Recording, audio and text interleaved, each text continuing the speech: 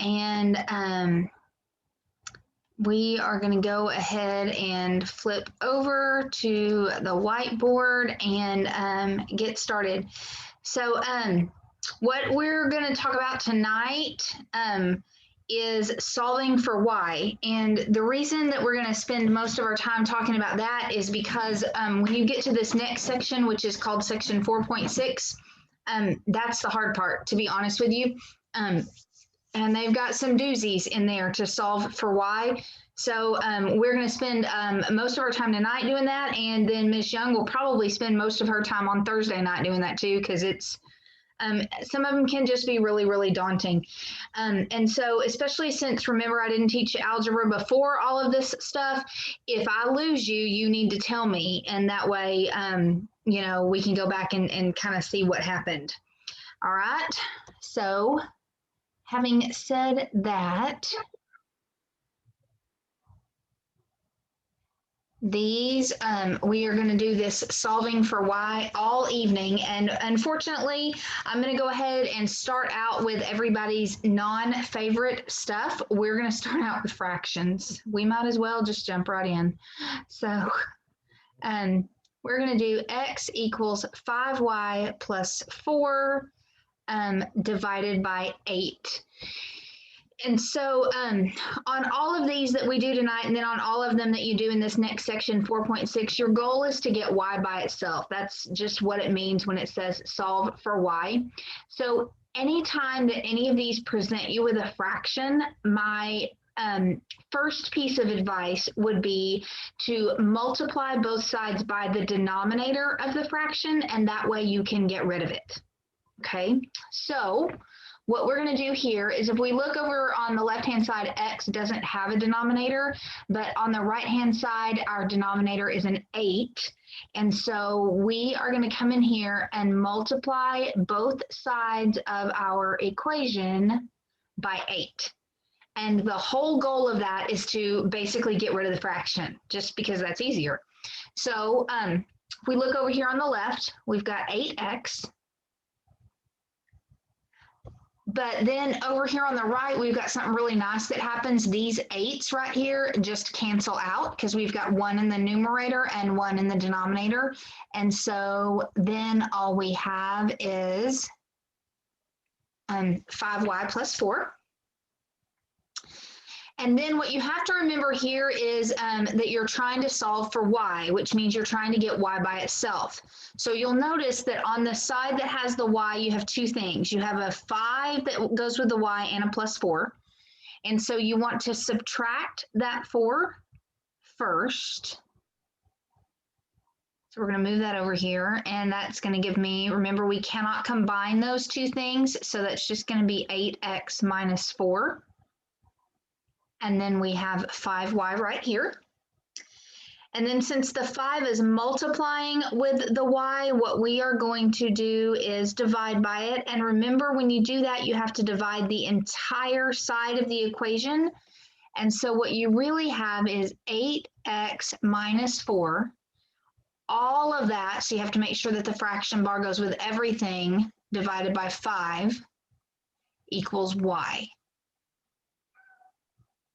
And then I'm going to circle that right there.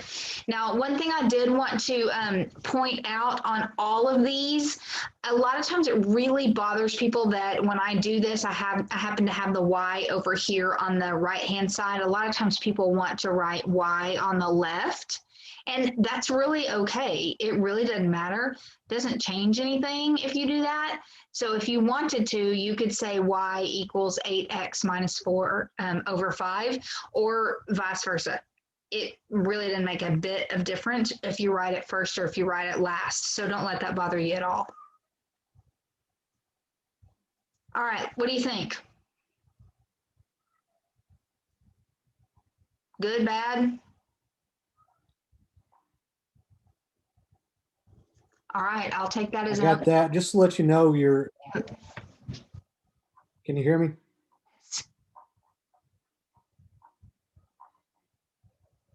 Uh-oh, are you there?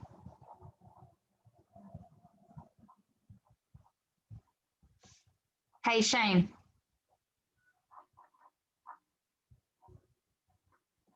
Hmm.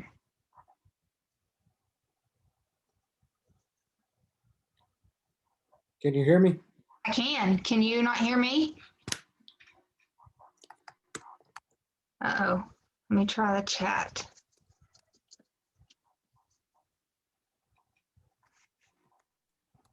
Hang on 1 second. Shane, can you hear me at all? Where is our chat? Can you hear me now? Yes. Can you hear me? Let me turn my volume up.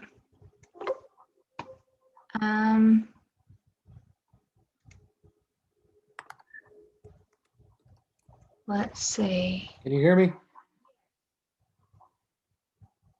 I can. Yeah, I can. Can you hear me? Oh dear. Let's see. Are you seeing my messages? I am not. Hang on just 1 second.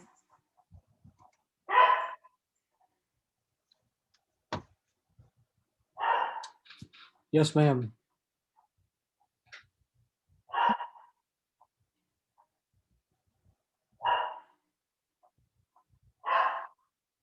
Well,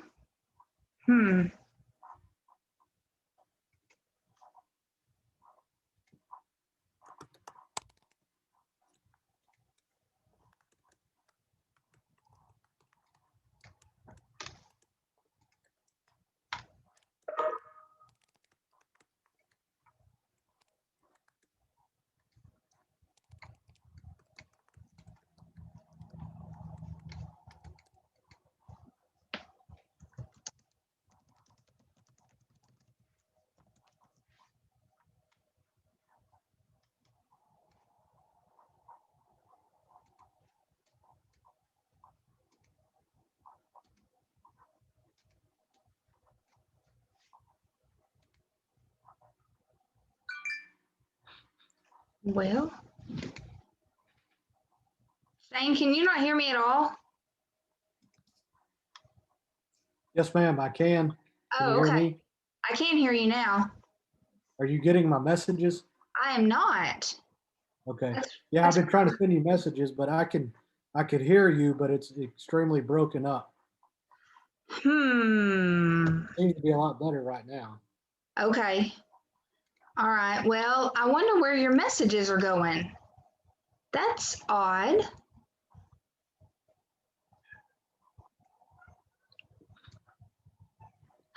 Ah, well, they just popped up all at one time. Okay, I got them now. Okay. Well, I hate to tell you, I don't quite know. Does it seem to be a little better now? That's a lot better now. Okay. All right. Well, then we'll hope it sticks. How's that? If it messes up again, let me know, and maybe I can try to load my hotspot instead of my internet and see if maybe something's going on with my internet over here. Okay. All right. So let's try another one. It's Okay. gonna be real similar. So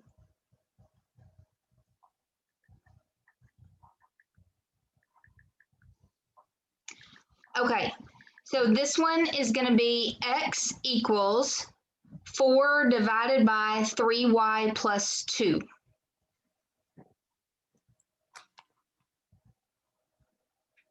And I should have put up here solve for y. That's what we're going to do on every one of them. So if you look at this one, it's really similar to the last one. The catch really is the reason it's different. The reason that I wanted to do this one also is that the variable is in the denominator on this one, not in the top. But it's still a fraction.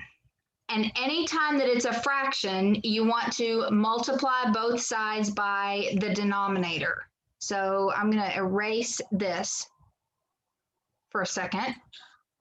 Dr. Reed, I don't see the problem. It's not. Seriously?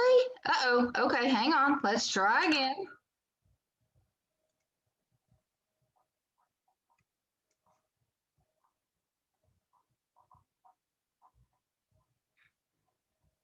Does it pop up now?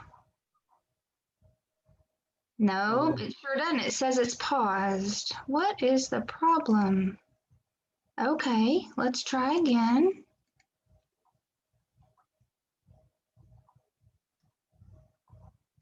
How about that? I got it now. Yay! Boy, today seems to be Technical Difficulty Monday. Okay. All right. So let's start back over since you couldn't see it. So we've got this problem, x equals 4 over 3y plus 2. So that is what the problem would look like. And what we want to do is get y by itself. So what we're going to do is multiply, kind of like we did the last one. Anytime it's a fraction, multiply by the denominator on both sides. So over here, we're going to multiply by 3y plus 2 on the left side and on the right side. Now the catch on this one is really the fact that you have this x that has to multiply by the 3y and the plus 2. So I'll put little arrows there for you. So 3y times x, you can either write it as 3yx or 3xy. It doesn't matter. As long as you get both the x and the y in there, we don't care. And then it would be plus, and then x times 2 is just 2x. So then when you get to the left, or sorry, the right-hand side, this is the easier part. They just cancel. Because you got one on top, one on bottom. So all we have is a 4 right there. So let's stop there. What do you think so far?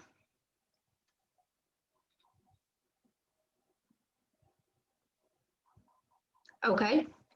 All right. Then what you have to remember is your goal is to solve for y, right? So this term right here, this 2x doesn't have a y, so we want to move it over to the other side. Yes, ma'am.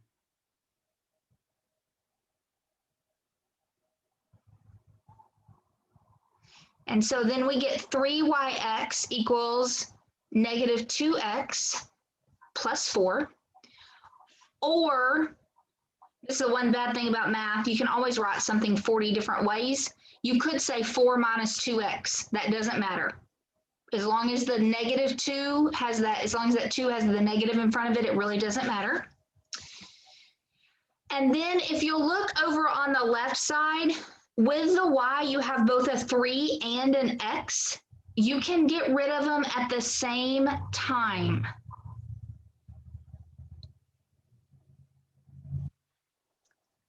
But you do have to be careful by doing that. So if you get rid of them, these 3's cancel, these x's cancel. That's nice. So you have y. But you really can't cancel much over here. All you have is negative 2x plus 4 over 3x. Now here's why a lot of students come in here and they want to cancel these x's right here.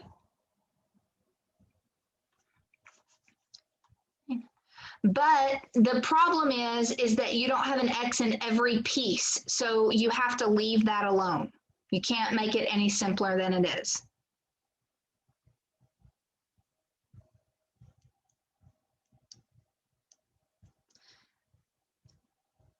What do you think about that one?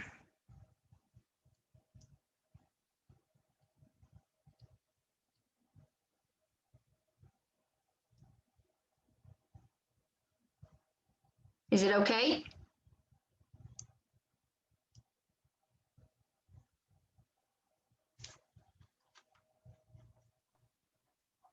Dr. Reed, can you hear me?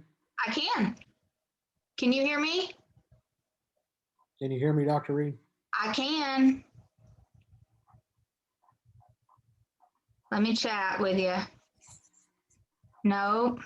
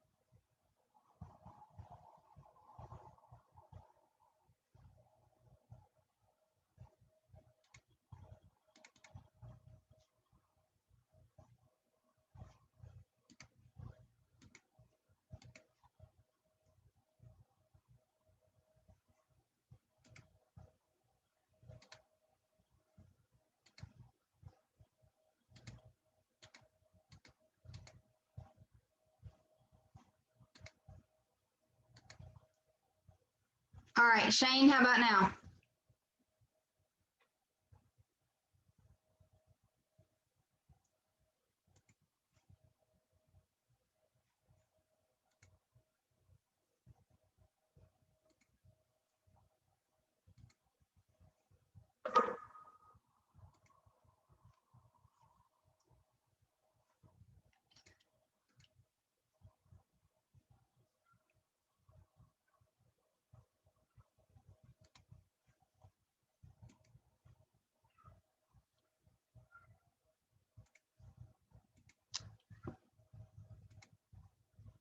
All right, Shane, can you hear me now? Nope.